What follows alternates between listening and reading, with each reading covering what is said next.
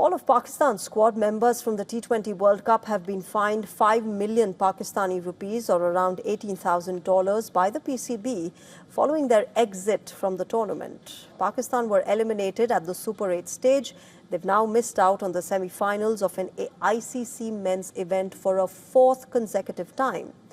But it is the first such instance in Pakistan's history. According to reports, this unprecedented fine is not for disciplinary reasons. They're specifically linked to what the board considers poor performance at the event. The fines were reportedly imposed immediately after Pakistan lost to India in their group stage match by 61 runs.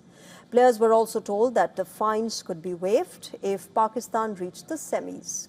However, since they failed to progress beyond the Super 8 stage, the penalties now stand. As per reports, players have been told that if strong performances can earn them financial rewards, the poor ones must carry penalties. The fines apply to all the players, including Sahibzada Farhan, who's the opener. It is the tournament's leading run scorer as well. Farhan had broken the record for the most runs in a single T20 World Cup. He became the only player to score 2 centuries in the same edition of the tournament. The Pakistan Cricket Board and its chairperson Mohsin Naqvi have a history of imposing punishments in the wake of disappointing performances at major tournaments. Mohsin Naqvi is also the Interior Minister of Pakistan and has been heavily criticized for throwing the players under the bus. This is the kind of knee-jerk reaction that only further diminishes the morale of the players. 5 months earlier, following a narrow defeat to India in the Asia Cup final, remember the PCB had briefly suspended all no-objection certificates that were issued to the players. The suspension, however, was lifted shortly afterwards, with several top players travelling to Australia to take part in the Big Bash League. But this is the first documented instance where the PCB has reprimanded players for their poor performance. As the war enters its 4th day, the human cost has been staggering. 787 people have been killed in Iran and 9 have been killed in Israel. Many others have been killed across the region. Israel and America are continuing to launch devastating strikes. As Tehran vows to open the gates of hell for the enemy, the US and Israel have been quietly, covertly tracking every movement in Tehran. We take you inside the deadly intelligence that resulted in the assassination of Iran's supreme leader.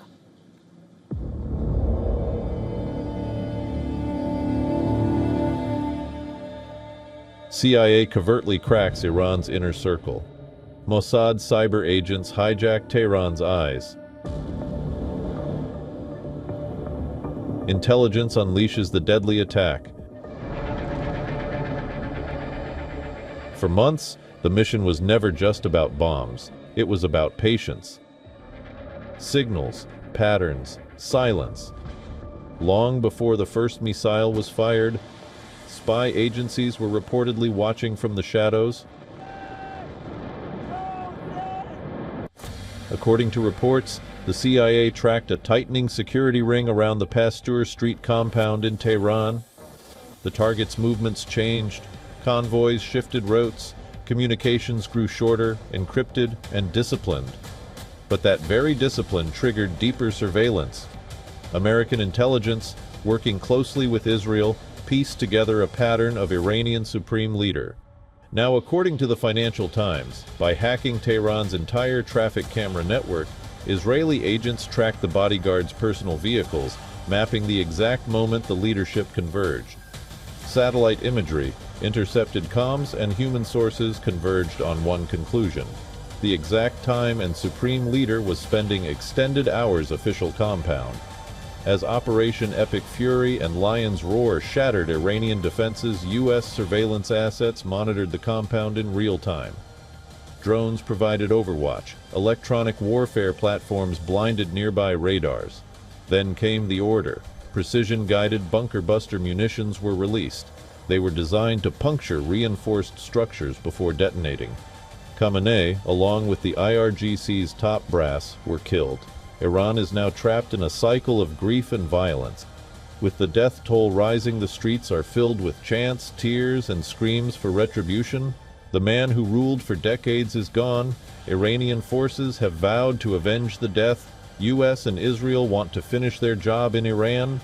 West Asia continues to burn in the fury. 2 months ago, the United States captured the president of Venezuela. At present, it is fighting an all-out war with Iran and has already assassinated its supreme leader, Ayatollah Ali Khamenei. While America's stated objectives are different, these moves are increasingly being seen as an attempt to target one of its chief rivals, China. The speculation has gained traction with oil prices soaring, with disruption to the crucial Strait of Hormuz and the energy infrastructure in West Asia taking a hit. Brent crude jumped over 8% to reach $85.12 per barrel, which is its highest level since July 2024. Now, how is this linked with Beijing? Essentially, United States has targeted two countries that both shared China as their most important crude oil customer. Overall, 17% of China's oil came from Venezuela and Iran last year. For instance, China became the main importer of Venezuelan oil after Trump imposed sanctions on the country's energy industry in 2019. Last year's data indicates that 55% of Venezuela's crude oil was exported to China. And as per reports, around two-thirds of Chinese oil imports from Caracas go to independent refineries known as teapots, who were willing to flout sanctions in order to purchase crude oil at sharp discounts. Without America now asserting control over oil sales and revenue of Venezuela's oil, China's imports are set to be impacted. In case of West Asia, Beijing's stakes are even higher. Half of its oil imports are from Iran, Saudi Arabia, Iraq, UAE, Kuwait, and Oman, which transport their crude oil through the Strait of Hormuz. Last year, it purchased an average of 1.38 million barrels of Iranian oil per day. On the whole, it brought 87% of Iran's crude oil. This accounted for more than 13% of China's oil imports. This works to Beijing's advantage, as refiners reportedly get a discount of $8 to $10 per barrel on the purchase of Iranian oil.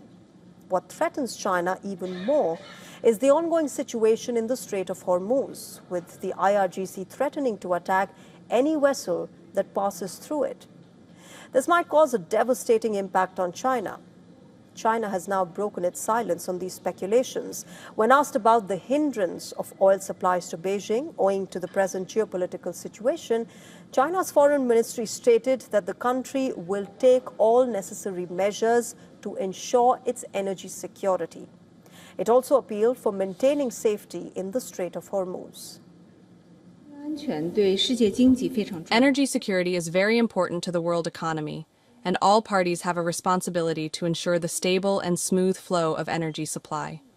China urges all parties to immediately cease military operations, avoid further escalation of tensions, maintain the safety of shipping lanes in the Strait of Hormuz, and prevent a greater impact on the global economy.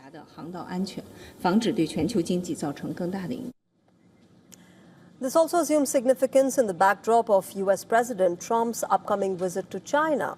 In March, after a gap of 8 years, remember, where he will meet with his counterpart Xi Jinping, trade is likely to be top on the agenda.